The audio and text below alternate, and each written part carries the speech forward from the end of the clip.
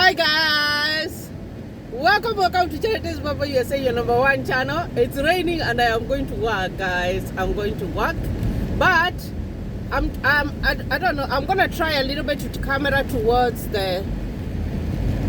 It doesn't look very good, so I'm just gonna stick to this. I like this reflection. It's good. Now, I want to thank you, my subscriber, for subscribing to my YouTube channel and always watching my videos. And always being patient even when I am not posting. Oh gosh, life is crazy here. But I really love my YouTube channel and I love what I do. So that's why I like to share my life here in the US, what I do and whatever. So right now I have a shift ahead of me, a 12-hour shift. I normally work Friday, Saturday and Sunday. So that's where I'm headed right now. So for the new members, for the new subscribers, you're welcome. Don't forget to like my videos. Don't forget to share. I'm trying to look at the car in front of me. It's moving very slowly. So, and it's very, very, very important when you're driving to be able to be very careful, because when it rains, oh gosh, the Lord takes us and brings us back, because it's dangerous out there. So, like I said, if you're new, thank you and feel welcome here. Always give the video a thumbs up. I always tell you guys, it doesn't cost you nothing to give a video a thumbs up. Give it a thumbs up. Share with your friends. It's good information. You know, there are some people who do not know about that they can come to the US and become US citizens with a DV lottery. There are some people who don't know that. So if you share something, and they might benefit from there. Now, I'm trying to think of what I'm going to talk about. I want to talk about a person who asked me about names. And like I said, when it comes to names, you only need an affidavit, guys. And let me give you my example. When I was in Kenya, my ID had been misspelled. So my name is Charity, right? But instead of finishing with a TY, the person who typed decided to finish with an RY. So that RY was really trouble when we won our DV lottery, because my ID had RY, all my documents had TY, my birth certificate had TY at the end. So I do remember, and oh gosh, I always thank my husband, because he's the one who dealt with that, because oh gosh. So when we went to get our passport, they were saying, and that is in Kenya, that these are two different people. We need proof to show that this is the person. The date of birth is the same, everything, but that R. So I had to go get an affidavit. I was lucky because my husband, I contacted my cousin and he sent us an affidavit. But still with the affidavit, they required my birth certificate to be ascertained. The affidavit was not enough at that time. So we had to go to where I was born, and then they put a stamp and said that I was the same person on the copy of my birth certificate. And that's how I was able to get my passport. Now, if your names are different or whatever, just get an affidavit, guys. And if you go to get your passport, if they need more information, they can tell you where to get more information and all that good stuff. So you should not be so much worried about your name, that your name is going to cause trouble. No, your name is not going to cause trouble. Now, the other thing that I want to talk about is traveling. You know, I was reading another article, and there was this family who was being interviewed, and they said that they had to go to the American Embassy 5 times. And you know, when you go to the American Embassy, guys, it's money. Oh, they charge you so much money. And us in Africa, most people can't afford those money in dollars, you know. Like right now, when I look at the dollar, I was trying to look at the dollar. I think 3 days ago, it was selling at 150 Kenya shillings. Can you imagine, just $1, 150 Kenya shillings? That's a lot, guys. So you find that if you compare that, and you are required to pay some amount, you're required to pay for your medical, you're required to pay to buy your passport, because to buy your visa, because literally you buy it, you know. They don't just give you, buy it. And sometimes you can even go and you have paid and you do not get your visa, which is unfortunate, because they don't do refunds or anything. I feel like kind of that's unfortunate, but anyway, it is what it is. That is life. But I understand, and I know that without enough resources, You can be able to do the whole process, and you are not able to fly with your children or with your wife, you know. Maybe the little money that's remaining is only to pay for one plane ticket, and the plane tickets have become exorbitantly expensive. You know, they're so, to pay for one ticket is very, very expensive. You know, I was thinking, we plan to go to Kenya next year, and we're looking at our budget. It's gonna be so much. We have to have like $20,000 for us to be able to travel with our family. And that's just on expenses. It's not gonna be like when you have $20,000 and you're coming home with a family, you're gonna be having so much. No, most of it will go to the plane ticket, and you know, there are so many things that go in, and you find that you spend a lot of money. And I understand that, because I do remember in our time, what we did is that after we had been given a visa, before we were given a visa, we didn't do anything. But after we had been given the visa, all of us were given the visa, we sold my business.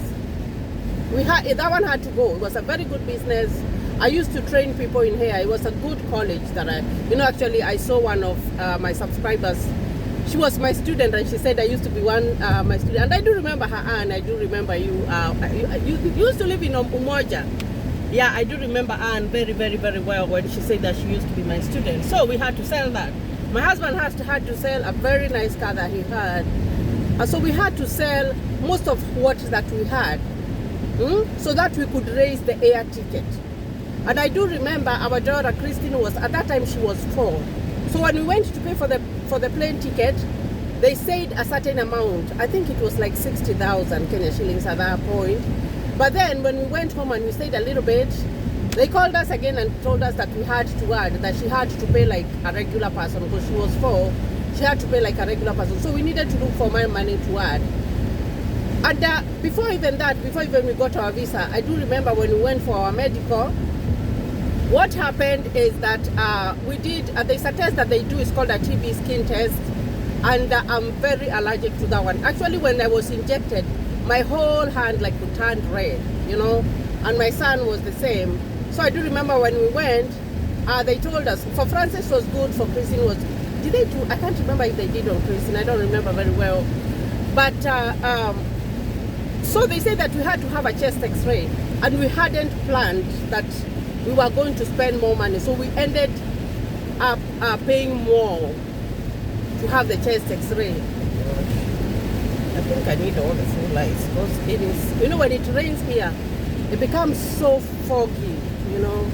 There's a lot of fog going on, so you have to be very careful when you're driving. Oh God, you really have to be very careful. So,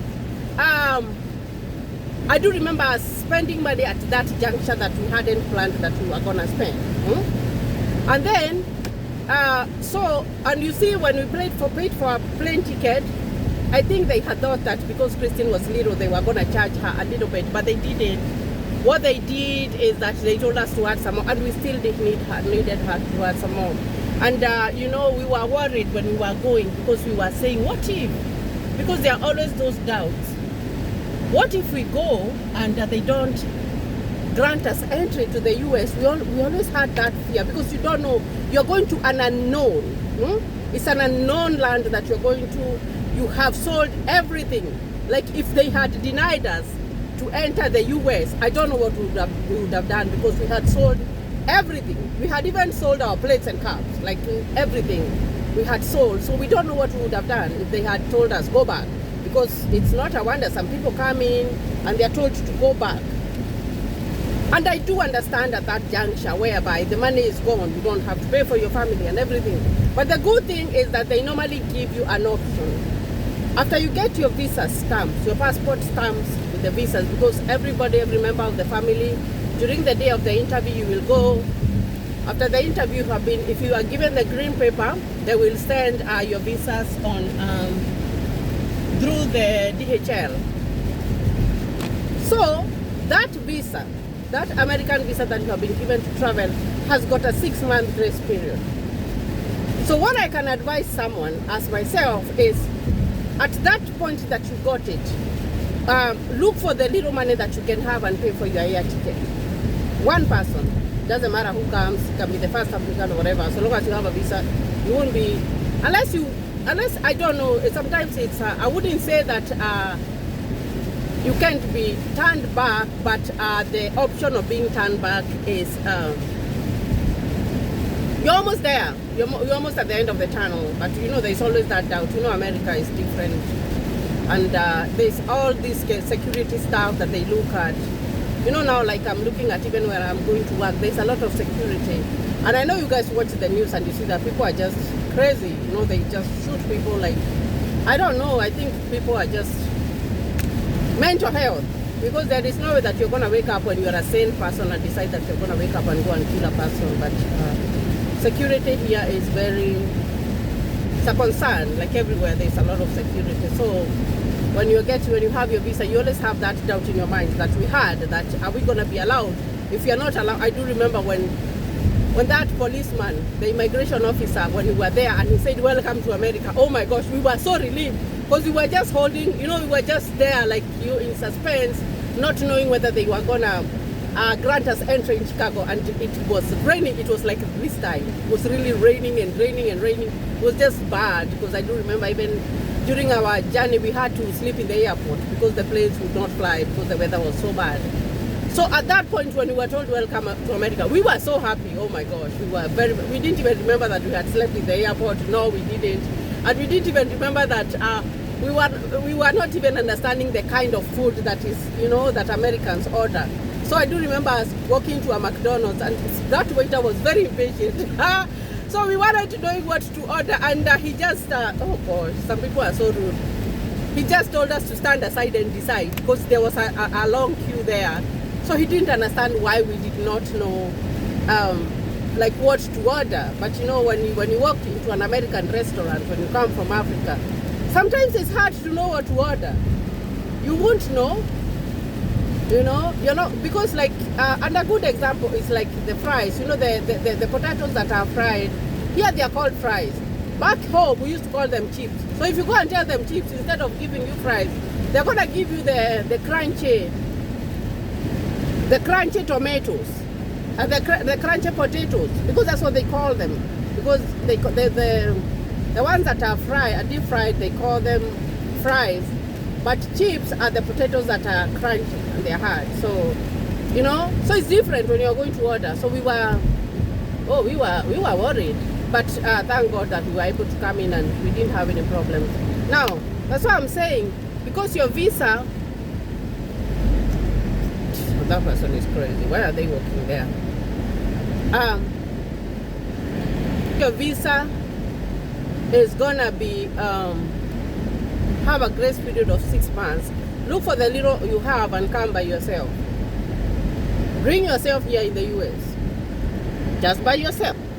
And then now I'm heading to downtown. I hope that I'm able to just show you a little bit of downtown. So when you come, remember you have your passport, and make sure that you apply for your green card when you are in Kenya or when you are in Africa or whatever country you're coming from. And they even give you the instructions. They tell you to apply for your green card. Make sure that you have applied for your green card, because if you have applied for your green card when you are there,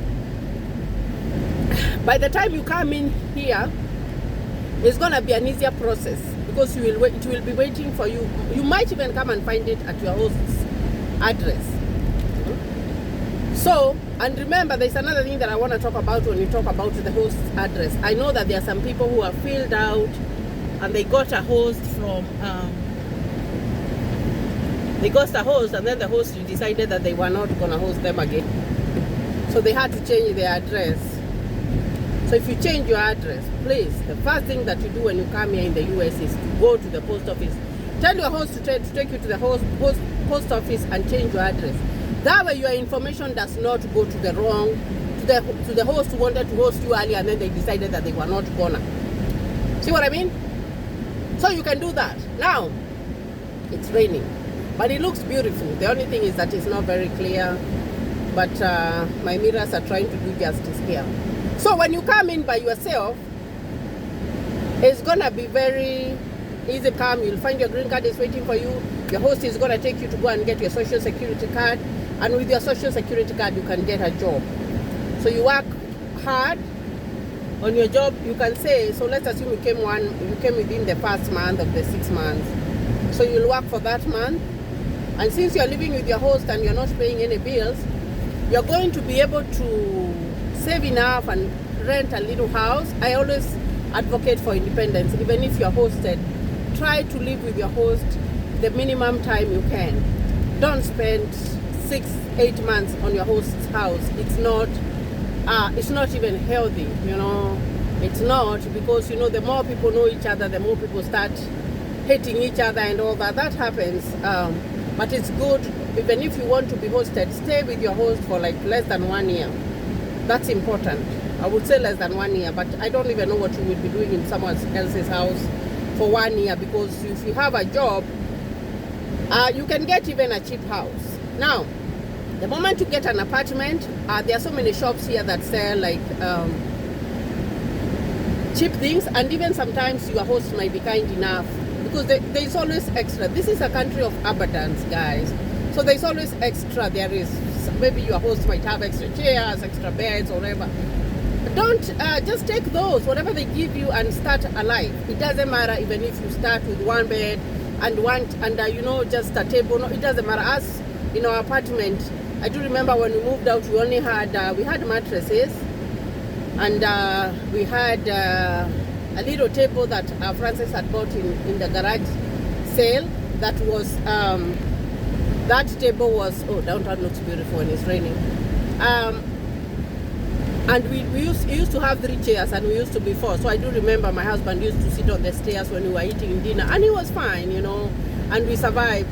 And here we are. So you start low. So after the moment you get to your apartment, so you're working with time. So let's assume 3 months down the line, you would have settled and gotten an apartment and everything. Then, this place is called Ofiam. Let me show you, because I was telling Francis about it and he was really laughing. He was like, I don't know where Ofiam is. They show movies there. So I'm in downtown right now. I normally pass through downtown when I am going to my job. So, then start looking for the air ticket. So you have 3 months. So you have an apartment. So in your 3rd month, your 4th month, you're looking for the air ticket, your 5th month. So in 3 months, you will have had enough ticket. Pay for the ticket here, because you pay one way. When you are coming with the DV lottery, you pay one way. You don't pay 2 ways. You pay one way, and then send for your family and come and start. Because if you have, if you came in and you have a wife, then her process will go, and she'll get a social, and then she will be able to start working, and you guys can be able to help each other. So that's how you can do it.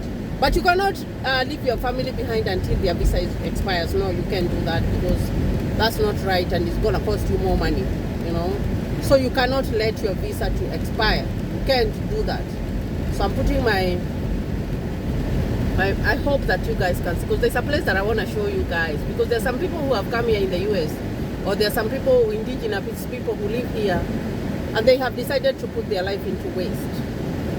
So it's very, very easy for you to become homeless here in the US. Like very, very easy, guys. Like you can become homeless within 1 month, 30 days. You become homeless. And how do you become homeless? Huh? You become homeless if you came and you decided that you're going to be drinking a lot. People, you know, they normally tell you that beer is very cheap here. But if you don't drink it wisely, because there are some people, you see that place there's so many people there. Those people, most of them are homeless. They go there to be fed by a Catholic organization. And some of them, see?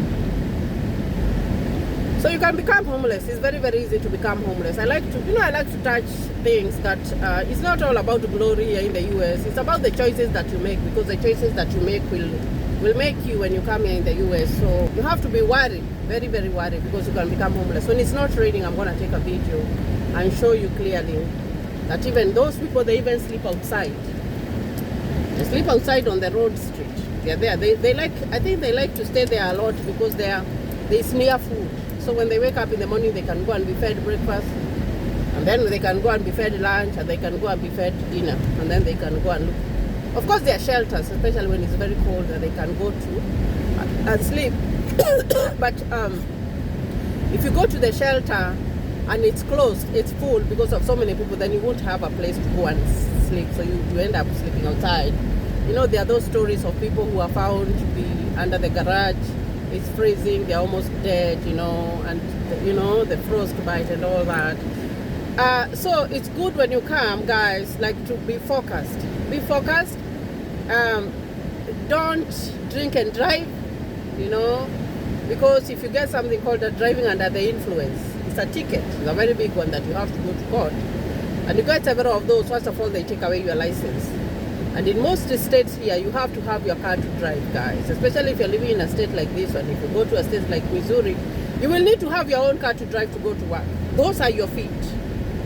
That's why the first thing that you do, and I do remember if you watched my previous videos, we had to go and get Anne a car. Because that's her feet. And even before she had a car, we had to take her to work every day. Every early in the morning, even if we didn't intend to wake up, we had to wake up very early morning to take her to work. Why? Because without a car here, you cannot be able to survive. You won't be able to survive.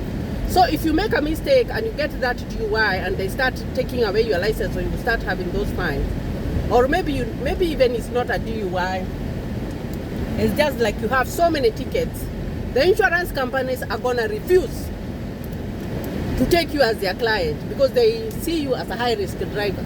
I'm getting into the garage right now. I'm getting to go where I park my car. So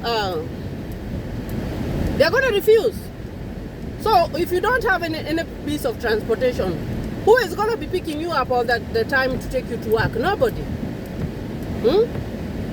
And then if you are not able to go to work, you're not going to be able to pay for your house. So then you will be evicted.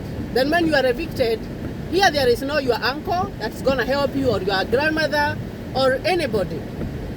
So the thing that's going to happen is that you are going to go and become homeless. Because people do, you know. So when you come to this country, this is a country whereby there is everything. Everything is at your table. You go to the store, you can buy as much beer as you want as long as you are of age. You have to show your ID, of course. If you go with the wrong company, whereby people are on drugs and all that, you will join them. And you never know, sometimes you go with your friends and they put stuff on your drink.